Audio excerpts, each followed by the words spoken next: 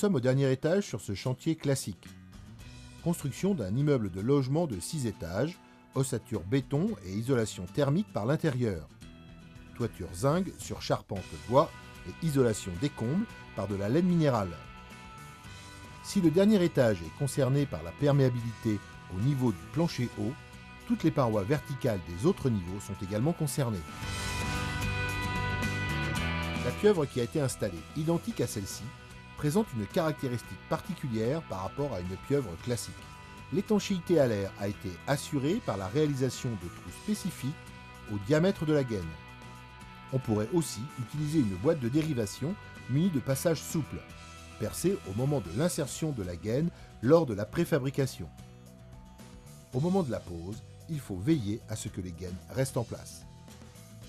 Dans les locaux chauffés, des boîtes d'encastrement pour l'appareillage munies de membranes souples sont utilisées. Dans les locaux non chauffés, pour bloquer le passage d'air froid dans les gaines, on utilise soit des obturateurs souples de type capuchon, soit des obturateurs souples de type bouchon. Pour les volumes non chauffés, on utilise un bouchon d'obturation des pots de voile. Plusieurs principes d'obturateurs d'extrémité de gaine sont donc utilisés. Regardons plus précisément la pose des boîtes d'encastrement pour l'appareillage dans un doublage vertical donnant sur l'extérieur du bâtiment. Tous les gestes préparatoires sont les gestes traditionnels. L'outillage employé est l'outillage habituel. Seul change la nature de la boîte d'encastrement. Le cylindre d'isolant découpé par la scie cloche est dégagé proprement sur la totalité de son épaisseur. Les fils sont récupérés comme d'habitude. L'isolant, entre pots pour les appareillages doublés, est également dégagé. Un isolant est alors rapporté. Cette intervention, non liée directement à la perméabilité à l'air, permet de minimiser l'impact de la suppression d'isolant et d'éviter un phénomène de condensation derrière l'appareillage. La mise en place de la boîte impose que celle-ci soit préalablement percée sur une ou plusieurs membranes selon le nombre de faisceaux de fils à insérer. Cette opération, pour préserver au maximum l'étanchéité, est réalisée par un outil rond, ici un simple pointeau. L'usage du couteau ou du cutter est proscrit. On remarque que la gaine n'est pas introduite dans l'opercule, mais reste au ras de celui-ci, après la mise en place de la boîte. En effet, aucun système ne permet de garantir le maintien de la gaine dans l'opercule. Au contraire, la plupart du temps, la mise en place de la boîte dans le trou scie cloche entraîne, à cause de la force exercée par l'ensemble gaine et fil, la détérioration complète de la membrane, réduisant à néant son intérêt. La suite des opérations est tout à fait classique. Les boîtes sont fixées définitivement par vissage. La filerie est logée dans les boîtes, ne dépassant pas le nu de la paroi finie, ne gênant pas ainsi les autres corps d'état. Examinons maintenant le cas de la boîte d'encastrement en plafond, autrement dit le pot DCL. Tous les gestes préparatoires sont les gestes traditionnels.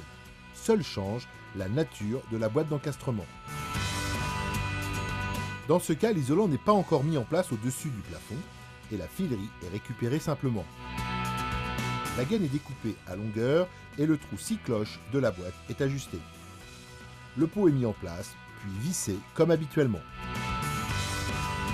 Maintenant, regardons le cas particulier de la liaison équipotentielle de la salle de bain.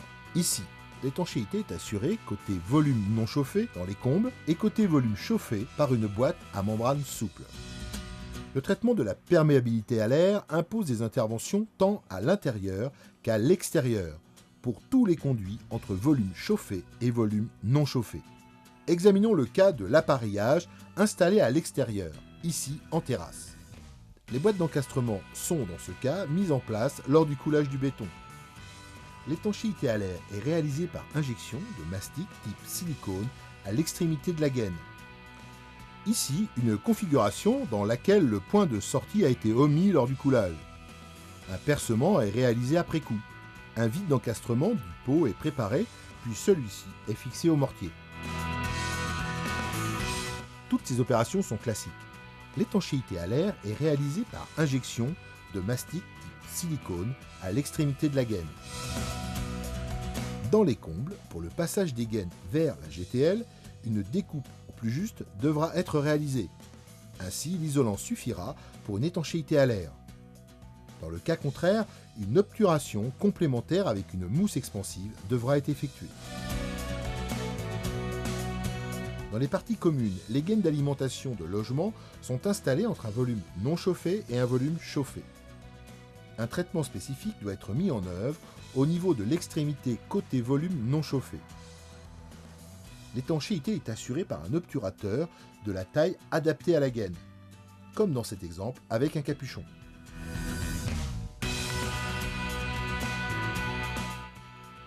Les modes d'obturation d'une gaine sont soit le bouchon, soit le capuchon.